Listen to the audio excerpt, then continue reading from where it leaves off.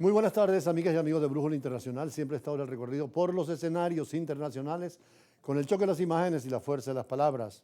Uno de los beneficios que hizo Lutero al cristianismo fue modernizar, forzar para que la Iglesia Católica se separara del poder terrenal y se dedicara al espíritu. Precisamente el protestantismo fue una ruptura necesaria para hacer que los jesuitas en esa época revolucionaran la Iglesia. Y hoy, precisamente, un Papa jesuita, el Papa Francisco, nos da el ejemplo de lo que es la Iglesia moderna, ya no solamente concentrada en el mundo cristiano y católico, sino con 13.000 kilómetros en el estado en que está, ha recorrido parte del planeta para llevar la fe y la esperanza, sobre todo, a un mundo distinto al catolicismo occidental o al cristianismo occidental, especialmente a la tierra del budismo, del taoísmo, del hinduismo, y particularmente en las tierras de Mahoma, que tiene muchos seguidores, como es el caso de Indonesia, con casi el 80% de musulmanes y una minoría cristiana, pero para dar testimonio de la fe. Por eso el Papa Francisco pidió en Indonesia fortalecer el diálogo interreligioso para luchar contra el extremismo y la no intolerancia. Esto fue en el inicio de su larga gira por Asia y el Pacífico, dando testimonio de que el mensaje de todas las religiones es válido, es ecuménico, y que todos después de la muerte tendremos la posibilidad de una vida eterna donde las situaciones serán mucho mejores, pero hay que tener una conducta ética en el mundo y las religiones llaman a eso. Vice President of the Republic of Indonesia. Fortalecer el diálogo interreligioso. Ese fue el pedido hecho el miércoles por el Papa Francisco al inicio de su larga gira por Asia y el Pacífico. Su visita a Indonesia de 3 días incluirá el jueves una reunión con representantes de las 6 confesiones oficialmente reconocidas en el país. Esto es indispensable para enfrentar los desafíos comunes, incluida la lucha contra el extremismo y la intolerancia, que al distorsionar la religión intentan imponerse mediante el engaño y la violencia. Distorcendo la religione, tentano di imporsi servendosi dell'inganno e della violenza.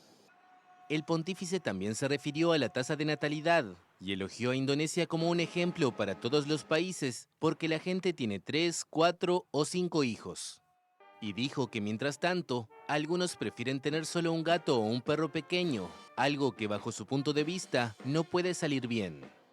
Indonesia alberga la mayor población musulmana del mundo, 242 millones de personas, mientras que tiene unos 8 millones de católicos, menos del 3% del total.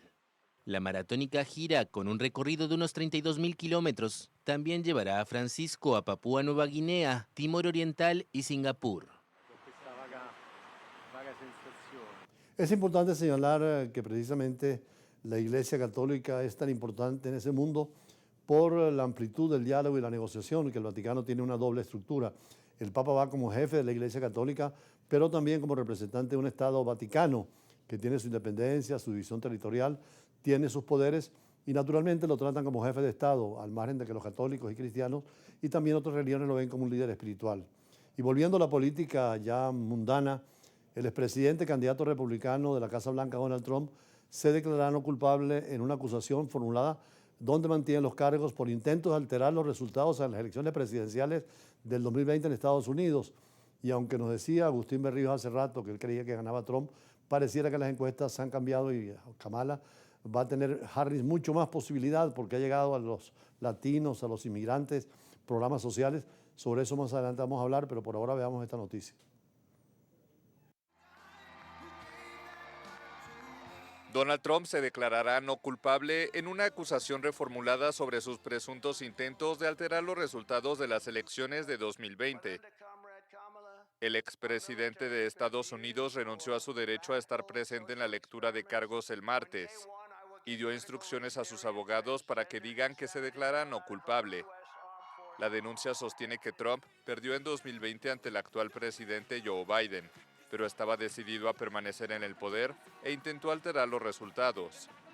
La acusación reformulada mantiene los mismos 4 delitos contra el republicano que la anterior, pero toma en consideración un reciente fallo de la Corte Suprema, que otorga a un expresidente amplia inmunidad frente a un proceso penal.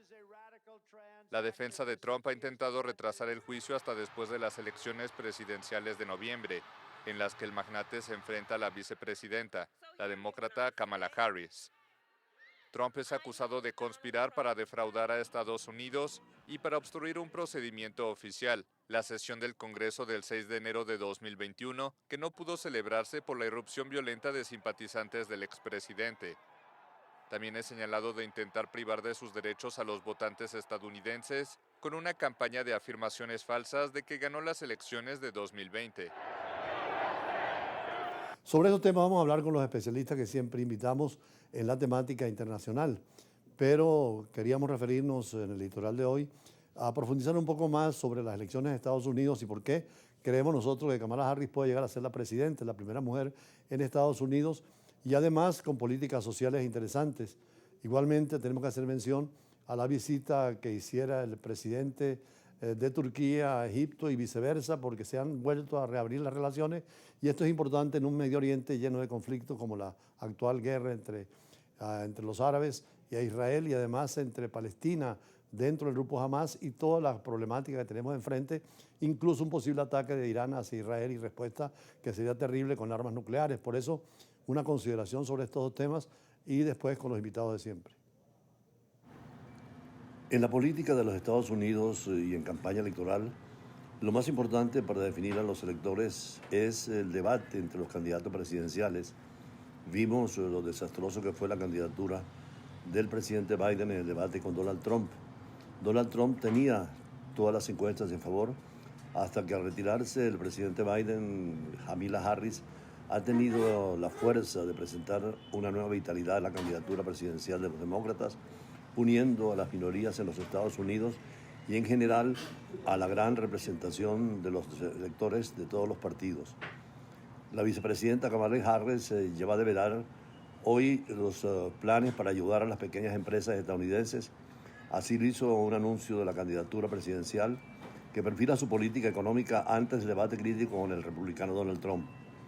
La vicepresidenta de Estados Unidos propondrá exenciones fiscales y reducir la burocracia para las empresas de menor tamaño si es elegida en los comicios de noviembre, explicará en un acto en la campaña en el estado de New Hampshire. Harris se ha subido en una ola de entusiasmo desde que sustituyó al presidente Joe Biden como candidata demócrata al prometer una economía de oportunidades, pero se ha enfrentado a críticas por detalles como lo haría.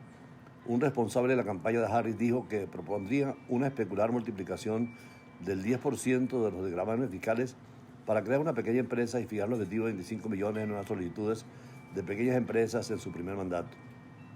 El plan aumentaría $5.500 la deducción fiscal para las pequeñas empresas, puedan hacer y ahorrar costos que puestan en marcha le den fuerza a la economía de Estados Unidos. Igualmente está proponiendo Harris acabar con los impuestos sobre las propinas de los trabajadores del sector servicios y prometer recortes fiscales generalizados. Aboga por subir los impuestos a las empresas y a las familias más ricas, y van a celebrar su primer debate presidencial donde estaremos presentes con brújula internacional en Filadelfia, Pensilvania, el próximo 10 de septiembre, martes.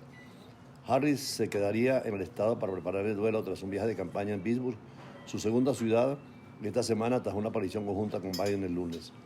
Esta demócrata, candidata, la primera mujer en los Estados Unidos con la chance de ser presidenta, tiene 59 años y ha superado ya a Trump en todas las encuestas desde que Biden abandonó la carrera hace poco más de 6 semanas.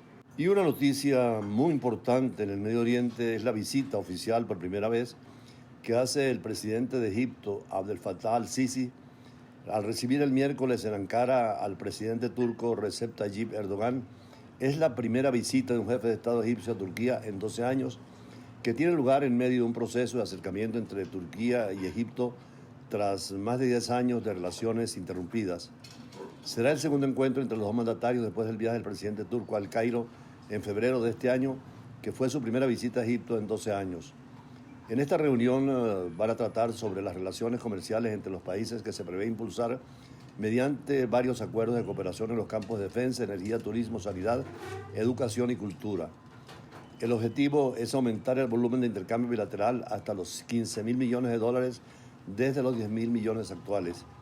Igualmente, los dos mandatarios van a abordar asuntos regionales y mundiales de relevancia con un enfoque especial en la guerra entre Israel y Hamas en la Franja de Gaza y los intentos de varios países, entre ellos Turquía, de conseguir que el primer ministro Benjamín Netanyahu sea procesado por crímenes de guerra. Las relaciones entre el Cairo y Ankara se rompieron en 2013, Después del golpe de Estado en julio de ese año de al-Sisi contra el gobierno islamita de los hermanos musulmanes, a quienes derrotaron después de haber llegado a las elecciones de la primavera árabe. Erdogan tildó al actual presidente de Egipto de dirigente golpista y antidemocrático y aseguró romper relaciones con ellos. Pero en noviembre de 2022, al-Sisi y Erdogan se reunieron por primera vez en Doha durante la ceremonia de inauguración del Mundial de Fútbol. En febrero de 2023, el presidente al-Sisi de Egipto llamó al presidente Erdogan de Turquía para ofrecerle sus condolencias por los terremotos que asolaron el sureste de Turquía y de nuevo para felicitarle por su reelección como presidente.